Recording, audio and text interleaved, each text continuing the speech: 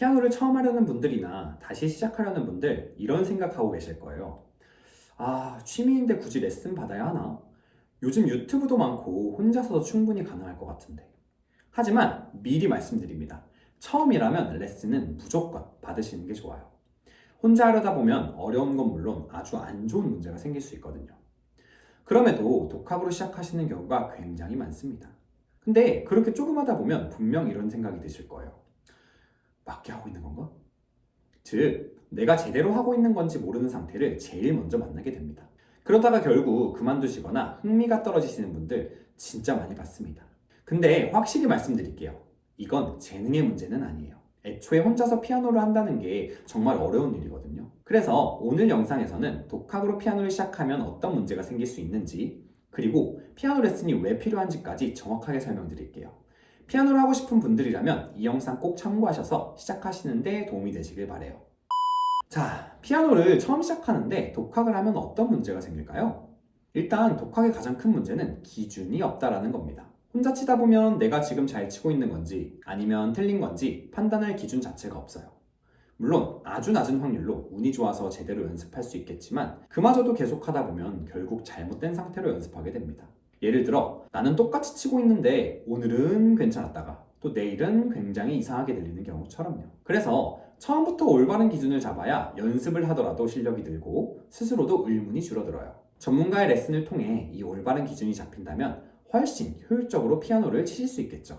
그 다음 독학은 잘못된 습관이 쌓인다라는 문제가 있습니다. 나도 모르게 안 좋은 습관이 굳어진다라고 보시면 됩니다. 3살 버릇 8까지 간다라는 말 아시죠? 피아노는 그 정도까지는 아니고 충분히 고칠 수는 있지만 이 습관은 생각보다 중요합니다. 작게는 피아노에 앉는 법부터 습관이 들기 시작하거든요. 예를 들어 의자에 너무 낮게 앉는 버릇이 생기면 어깨가 올라가고 또 손목에 부담이 가서 피아노를 칠 때 아픈 경우가 생기기도 합니다. 이렇게 습관이 잘못 만들어지니까 곡을 만드는 데는 더 집중하기가 힘들겠죠. 그래서 피아노는 처음에 어떻게 배우느냐에 따라 그 습관이 끝까지 가는 경우가 많아요. 제 수강생분 중엔 독학으로 하시다가 어깨에 너무 힘이 들어가는 상태로 오신 분이 있는데 저와 함께 그 습관을 빼는데 시간이 꽤 걸렸던 기억이 있습니다. 이런 일들 때문에 본인도 모르는 잘못된 습관이 생기지 않도록 첫 단추를 잘 꿰는 게 피아노는 꽤 중요합니다. 오히려 멀리 보면 레슨을 통해 정확하게 배우는 게 시간과 비용을 아낄 수 있는 방법이기도 하고요. 이런 부분을 미리 방지하고 쭉쭉 뻗어나갈 수 있게 만들어주는 게 레슨이라고 보시면 됩니다. 마지막 독학의 문제점은 느낌만 넣으려고 한다는 점이에요.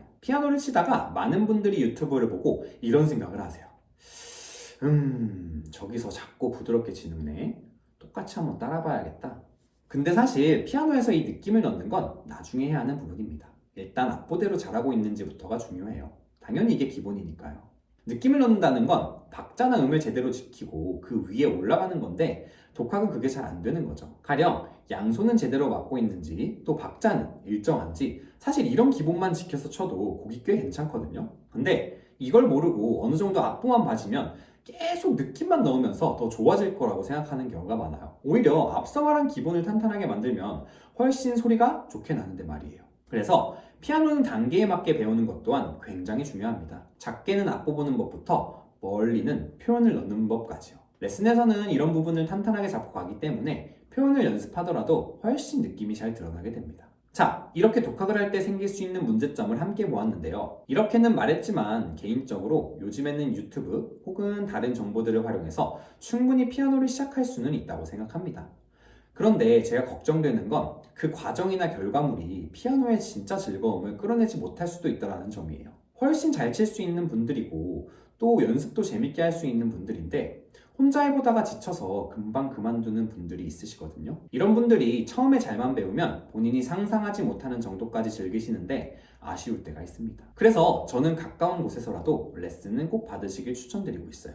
피아노를 할 때 레슨은 피아노를 잘 치기 위한 정확한 기준을 만들어주고 또 나쁜 습관 없게 올바른 습관도 잡아주고 체계적으로 배워서 기본이 탄탄하게 잡히도록 도와줍니다. 거기에 제가 제일 중요하게 생각하는 꾸준함을 만들어주는 역할도 합니다. 앞에 것들 다 중요하지만 저는 이 꾸준함이 가장 중요하다고 말씀드리는데요. 다이어트나 영어 공부, 혼자서 하는 거 정말 힘드신 거 다들 아실 거예요. 피아노를 할 때도 처음엔 다들 와, 나 정말 제대로 꾸준히 해봐야지 라고 결심을 하는 경우가 많습니다. 그런데 하다 보면 했다 안 했다 하는 기본에 어느 정도를 해야 되는지도 모르다 보니까 의지가 점점 사라지게 됩니다. 근데 그 의지와 꾸준함이 이어지도록 강제적 환경을 만들어주는 게 바로 레슨이에요. 그래서 내가 의지가 가득했을 때는 더 발전할 수 있도록 해주고 잠깐 멈춰있을 때는 꾸준하게 이어갈 수 있도록 하는 것이 레슨의 아주 중요한 역할이라고 보시면 됩니다. 그리고 그것이 곧 실력이 되더라고요. 실제로 수강생분 중엔 연습을 아예 못해도 레슨을 거의 빠지지 않고 나오는 분이 있었는데 결국엔 누가 들어도 좋다고 느낄 만한 연주를 하고 계시거든요.